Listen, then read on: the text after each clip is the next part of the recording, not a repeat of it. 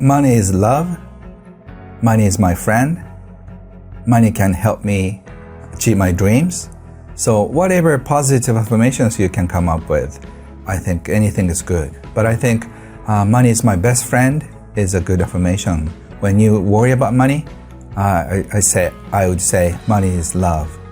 So when you think in my head, money is love, instead of money is a scary person, I think you feel a lot less stress. You have to look back on your relationship with money since you're 5 or 6. We wake up to the reality of the world when we're around 5, 6, 7. I used to be a volunteer at my daughter's kindergarten, and I asked one of the boys at the kindergarten, and what are you going to get for Christmas? And he said, no, Santa Claus is not coming. And I thought, oh, why? Why is that? And he said, because my parents are poor. Oh, really? Who told you that? And he said, my mom. So, we are waking up to the reality when we are small. And then since then, we've had so many negative messages around money. All the things that we were told since we are 5 or 6, money, they don't grow on trees. All those phrases keep telling us that money is not a happy thing. But when you start thinking, you must have some fun memories too around money. A certain gift that you're so happy to receive, and the scholarship, or the happy money that you get from your grandparents or your parents or friend. They buy you for Christmas gift or birthday present. There is so much happy money in your life, but you forget because we are so overwhelmed by the stress around money. It doesn't really matter how much money you make or how much money you have. After paying all the bills, you don't have much money left. If you make $30,000 or $100,000 or $1 million, because the cost is going higher. And you used to have one car, second-hand car. Now you need Tesla, and you need second home and third home. So you really have to see how to satisfy with yourself with less. Yes. And at the same time, you can have more.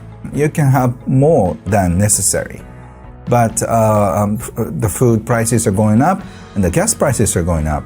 So we're almost like drowning in the sea of bills. Yeah. So instead of feeling that or overwhelmed by the bills, you can be creative and come up with the ideas that you can contribute to the world. So by doing more contribution, you get more money. So if you are more creative about serving the world, serving other people with your gifts, with who you are, you can create the flow of happy money, and as a result, you can receive more money. And if you can control this greed in you, that I need to have more, it's almost like you're brainwashed by marketing techniques. And even though you're wealthy, you keep complaining about how much you don't have. So you have to ask yourself, when is enough? How much is enough? That's when my Zen teaching comes in. You have to know who you are, and you have to know the right money container size. But some people are not equipped with so much money, and you don't need so much money. So you can be satisfied with less. Like say if you're a school teacher, you don't need to have 3 Mercedes-Benz, and you don't need to live in a big mansion. So if you feel like, oh, I don't need to make that much money, I know how to satisfy myself, and you can do that. So instead of just going pursuing wealth, you can find invisible assets, which I also teach. There are, visible assets and invisible assets. And in fact, invisible assets are super more important than visible assets, like friendship, trust, happiness, love, generosity, kindness. All the great things in life are invisible, but yet people can feel it. If you bump into somebody and if he or she is so kind, you feel it. Yes. So unfortunately, generosity and kindness are not regarded as a great thing. People just, do something right, and then they turn their wallets to the owner, and they're happy stories. So people still respect honesty. So there are so many great assets that we have, but when we look at our lives, we evaluate to 0.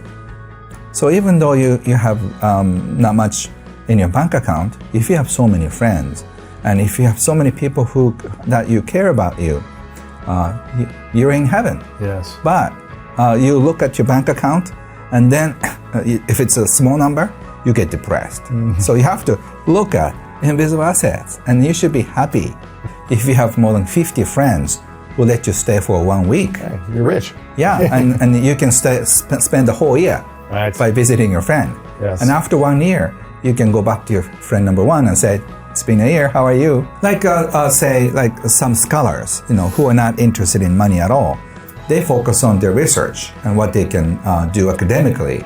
So their money container is small, but they're okay. I call them money indifferent type, by the way. Some government workers, like politicians or nurses, I see them among those occupations who are giver, who are just service people, right? And like some military people who are really into service, and then they don't really care how much they have, as long as they can make a living. Right. So those people are born with small ones, and of course, by learning about business and investment, you can make your money container bigger. Right. But there's a little bit of a difference here when you want to grow your money container. I often get asked by interviewers, Ken, how can I make my container bigger? The question would be, Ken, how can I be satisfied with what I have instead of just trying to make it bigger? But I don't know how to do that. So can you teach me how to satisfy myself with where I am? So it's a different approach. So you need to have both. So it's more about find 100% fulfillment with where you are. And then if it's your path, it's going to grow. If it's not your path, you don't have to make it grow.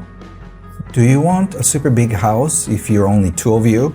If you have like 7 kids, you need a big house. But if it's only 2 of you, maybe it's time to downsize. So that way your lifestyle will be more humble.